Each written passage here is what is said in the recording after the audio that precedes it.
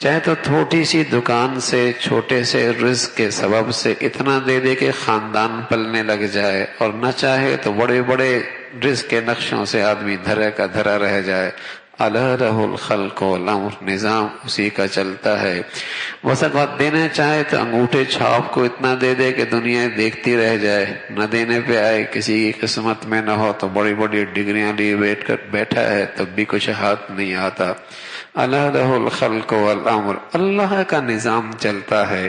وفی السماء رزقکم، تمہارے رزق کے معاملے ہوں، اس کے فیصلے بھی آسمانوں پر ہیں۔ اللہ یبسط الرزق لمن یشاء ویقدر، کسی کو کشادہ دے دے، کسی کے لیے روک دے، وہ نظام بھی اللہ ہی کے ہاں سے چلتا ہے۔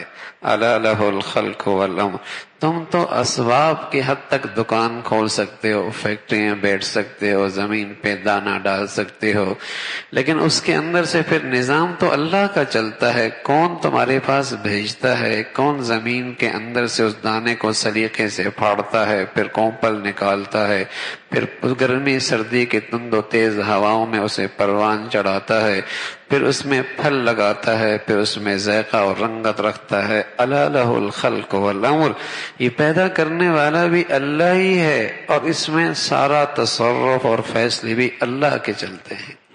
الا لہ الخلق والامر، تبارک اللہ رب العالمین، وہ ذات بڑی خوبیوں والی ہے، سارے عالم کے پالنے والی ذات ہے۔ رب کہتے ہیں پالنے والا، آہستہ آہستہ کسی کو پروان چڑھنا۔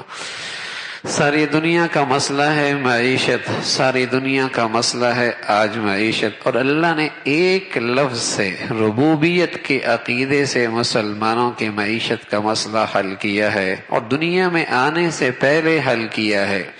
پھر دنیا میں آنے سے پہلے اس کا تجربہ بھی کروایا ہے، سبق بھی پہلے دیا، پھر اس کا تجربہ بھی کروایا، پھر دنیا میں بھیجا تاکہ تیرے لیے معیشت مسئلہ نہ بنے، اور تو معیشت کی خاطر اپنا ایمان، اپنا دین، اپنی آخرت نہ برباد کرے۔ سب سے پہلے سبق دی، الستو بربکم، کون پالتا ہے تمہیں؟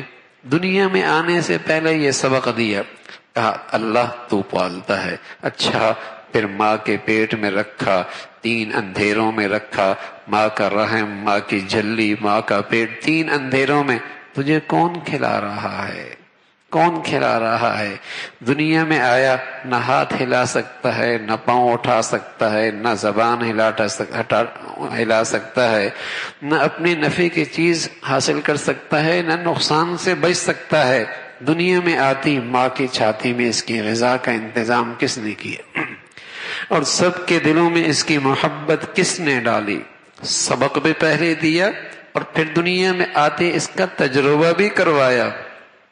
اس کے جسم میں ذرا سی جان کیا آتی ہے، عقل میں روشنی کیا آتی ہے، اور جسے کہیں کہ اعصاب میں قوت کیا آتی ہے، چلنے پھرنے کی طاقت کیا آتی ہے، یہ نادان سمجھتا ہے تو میں اپنے بل بوتے پہ میں معیشت کی گاڑی چلاتا ہوں، اب تو میں اپنی عقل و دانش کی بنیاد پر معیشت کی گاڑی چلاتا ہوں۔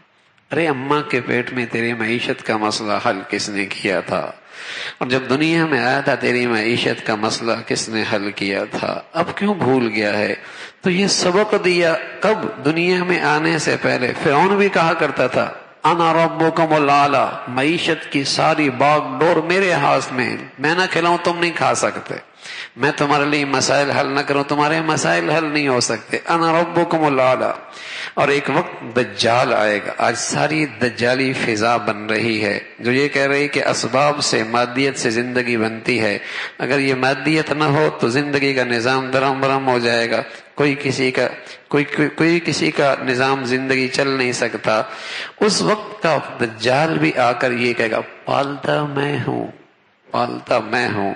جس کا عقیدہ ربوبیت ہوگا وہ یہ کہے گا پالتا اللہ ہے، پالتا اللہ ہے۔ چٹان میں جہاں اندر ہوا بھی نہ جائے، اس چٹان کو بھی توڑیں تو وہاں بھی کیڑا بیٹھ کر اللہ کی رزق کھا رہا ہوتا ہے، وہ بھی اللہ کا رزق کون پہنچا رہا ہے اس چٹان کے اندر؟